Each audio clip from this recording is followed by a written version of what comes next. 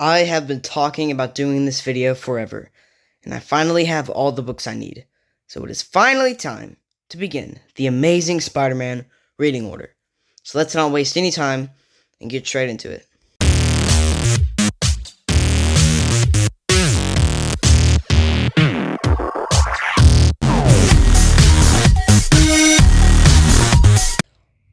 What is going on, everybody? Welcome back to Geek City. Today we are going to be looking at Amazing Spider-Man reading order. Now, I want to mention that mainly we're going to be looking at Amazing Spider-Man, but if there are any books that happen to be a part of these collections that I'm talking about, then I will mention them. Unless they are very, very important, I'm going to be mainly focusing on Spider-Man. So, thank you all for waiting. This has taken me a long time to get all these books, because a lot of these were out of print and very hard to find. This will most likely be 2 parts, maybe 3, but I think 2 parts. So, let's not waste any time. So, we're going to start where it all began with Amazing Spider-Man Omnibus Volume 1. Now, there are 5 of these. I only own 1, but I've bought a lot of the trades that collect the very important stuff. So, this is Volume 1, written by Stan Lee and Steve Ditko. This collects, let me check, Amazing Fantasy 15, Amazing Spider-Man 1 through 38, Annual 1 and 2, Strange Tales Annual 2, and Fantastic Four Annual 1. So this is the book that introduces us to Spider-Man. And this also introduces us to a lot of those classic rogues gallery, like Kraven, Green Goblin, Dr. Octopus, Electro, Mysterio. It even shows a little area where you get to see all the different characters that were introduced. See if I can find that here. You got, oh yeah, it shows all the burglar, chameleon. Technically, the chameleon is the first villain, not Vulture. Then Vulture, the Tinkerer, Octopus, Sandman, Dr. Doom, the Lizard, Living Brain, Electro, Enforcers, Mysterio, Green Goblin, Kraven, and those are just some of them. This is a really fun book. I'm usually not a fan of Golden Age stuff. This is technically silver, but you know what I mean. But yeah, I really, really enjoyed this, and I reread it quite a lot. I've had this one for a while. This was one of my first omnibuses. I've done a video about it, where I reviewed it. If you ever want to check that out, please consider doing so. It's an order video, so the quality isn't as good, but you know, if you still want to do that, please consider doing so. Alright, so, you know how I was saying a lot of stuff is out of print? Well, the Amazing Spider-Man Volume 2 is out of print, the Omnibus. So I had to do some stuff to get this stuff. So I had to buy this old pocketbook to collect this, which introduces the Rhino, but also reveals who Green Goblin is. I don't know if you can find this anymore. I just happened to find 1 copy on Amazon, and I think this was the last one, and then it sold out. Now, I did find a trade that collected this along with the first appearance of Kingpin in Spider-Man 50. It's Amazing Spider-Man issue 50. But I decided not to buy that because I already owned this, which was really stupid of me. But basically, this thing is old. It's wrinkly and warped, but whatever. It got the job done. I was doing this just for this reading order. This basically shows or reveals who Green Goblin is, which we all know is Norman Osborn. And then here's Rhino's first. Yeah, this thing is not easy to, you know, move, but here you go. There we go. Okay, yeah. I'm regretting buying that trait now, but we have this old pocketbook, so that's cool. So there you go. This collects, in case you wanted to know the issues, it collects, oh, it doesn't say. Well, yes, in the table of contents right here. Let me see. Yeah, it's like issue 39, so yeah. Cool. Alright, and then Epic Collection Volume 4, which collects the second half of that omnibus. Volume 3, which collects the first half, which collects all that I just talked about, is out of print, so I just had to found this, though, The Goblin Lives. This collects issues 53 through 67, Spectacular Spider-Man 1 through 2, Marvel Superheroes 14, and material from Not Brand ECHH 6 and 11. Just some more issues here. A lot of fun stories happening here. Like, there's a Dr. Octopus story in here. That's a lot of fun. You also see Gwen Stacy, and then the black and white stuff from Spectacular Spider-Man. This was a lot of fun. You know, it's nothing like crazy important here. Just a bunch of random little, you know, issues, but they were fun. I liked them. So, there you go. So yeah, a lot of the Rogues Gallery here and there as well. So now we're going to skip like a lot. We're jumping ahead a lot. I know this is a big jump. We're now going to the death of Gwen Stacy. Big jump there, I know, but there's only so much you can do unless you want to spend hundreds of dollars for those out-of-print omnibuses. So this collects the heart-wrenching Amazing Spider-Man 96 through 98, 121 through 122, and the Kiss featured Web Spinners Tales of Spider-Man 1. So yeah, here are all the issues that appear in here. This is a classic story that features the death of Spider-Man's girlfriend, Gwen Stacy. Not really a spoiler there, I think we all know that. And besides, it said it on the cover, so only so much I can do. After reading this, I would suggest reading Spider-Man Blue. It's, you know, not necessary, but I would suggest reading it after this, because that book is about Spider-Man mourning over the death of Gwen Stacy.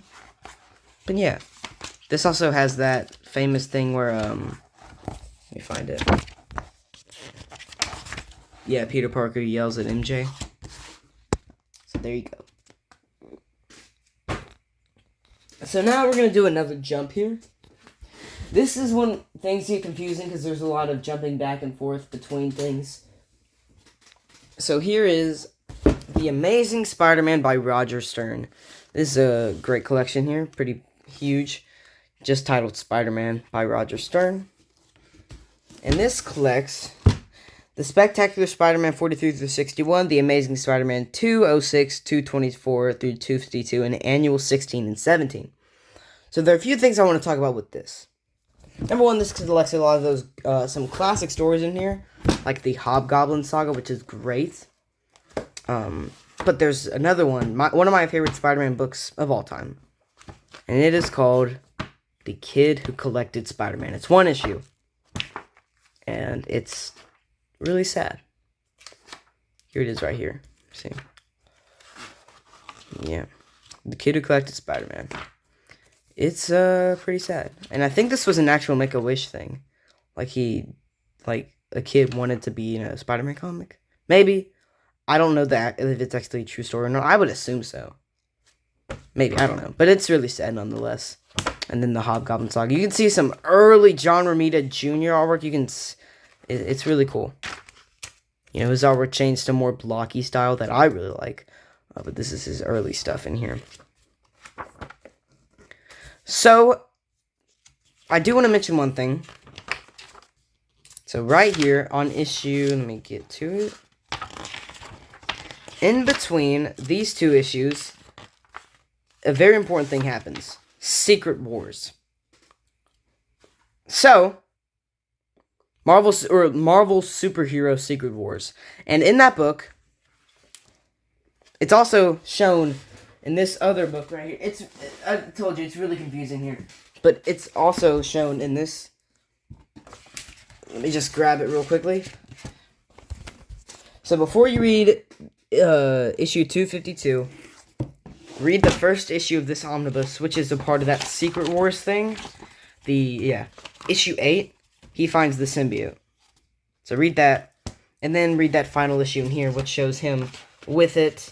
And that sets up Venom and the symbiote. So, before you read that last issue, read Secret Wars, and then you'll be all caught up. So that's why he has the symbiote, too. So now you want to jump to this omnibus. Things are going to get pretty confusing, because there's so much, like, jumping in between stuff. There's a lot of gaps in here.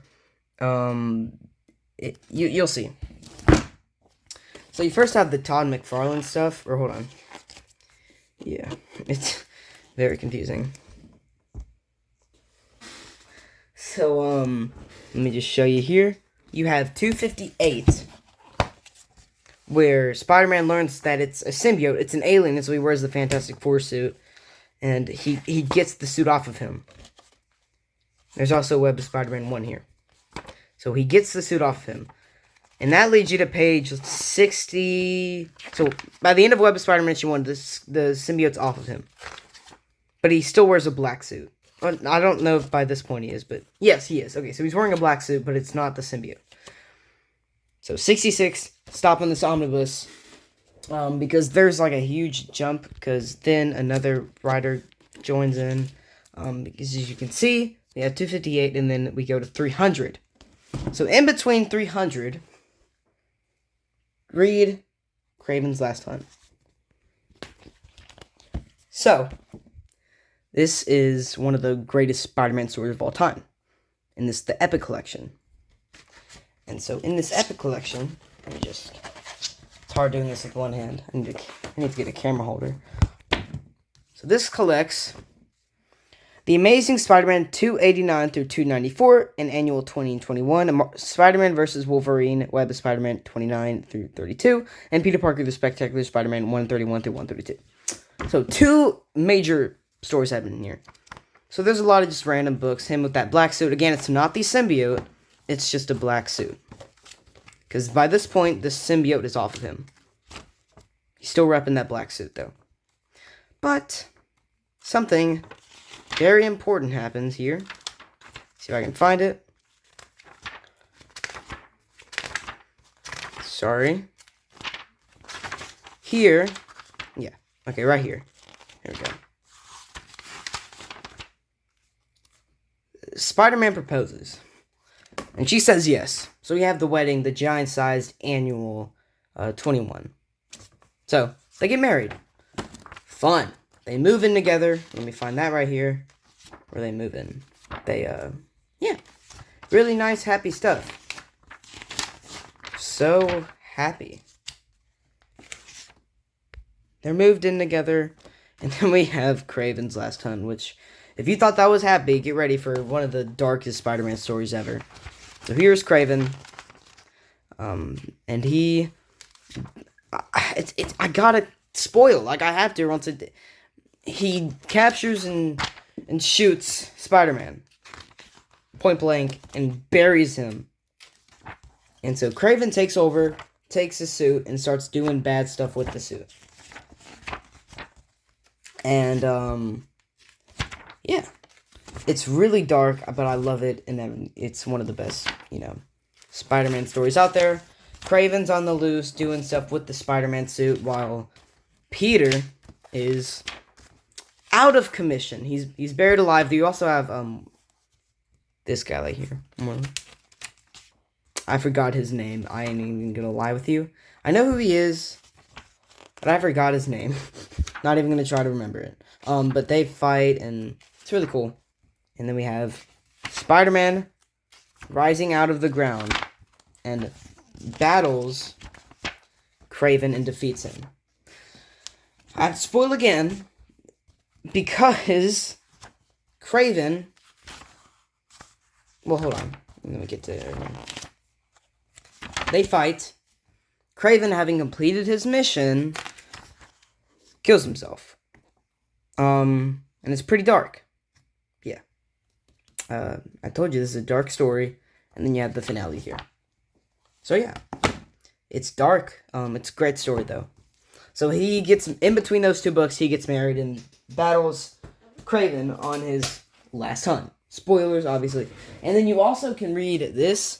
This is Spider-Man Visionaries by Todd McFarlane. There's also some stuff in here that take place before this. There's a little bit of double dipping, but there are some stuff in here that take place before, like this right here, 298. So at the end of this right here, at the end of this, Venom, Eddie Brock, goes to MJ's house. Now, we can go back to this book right here. So here we go. Issue 300. Venom is at their house, and then they battle. And this is just a lot of different stuff going on in here. This is all a bunch of different stuff. This is kind of a compilation book, so that's why that happens. So also, in between that book, we have The Revenge of the Sinister Six, which is Eric Larson's story. It's so stupid, but it's fun. It's literally like the most 90s you can get, I think. Like, it is 90s as can be. The artwork is very 90s, but it's a lot of fun. And then he's like the cyborg Spider-Man thing, and you have like Doc Ock with machine guns, and it's so much fun. It's campy, but it's great. And then you can finish this omnibus. One more thing I want to mention. It's not necessary, and I know I said I wasn't really gonna like talk about non-Spider-Man books or non-Amazing Spider-Man books, but I do want to mention this. This Spider-Man by Todd McFarlane. He does his own miniseries here. It's like 16 issues, but he does 15 of them. He does 1 through 14 and then 16. There's also the X-Force crossover in here. The story is notorious for being kind of lame, but the artwork is beautiful. The story's nothing to go right home about, but I mean, you know, nice artwork. So that's cool. So here you go. That's that. So I hope you guys enjoyed this reading order. Please consider liking this video, subscribe, make sure to stay notified for part 2, which will be coming out, I don't know. And now we're going to be talking about the Jason Michael Straczynski run, which leads into Civil War, and then the Back in Black, and One More Day, Brand New Day, and then all the modern stuff with, yeah. So, hope you guys enjoyed. Please consider liking, subscribing, stay geeky.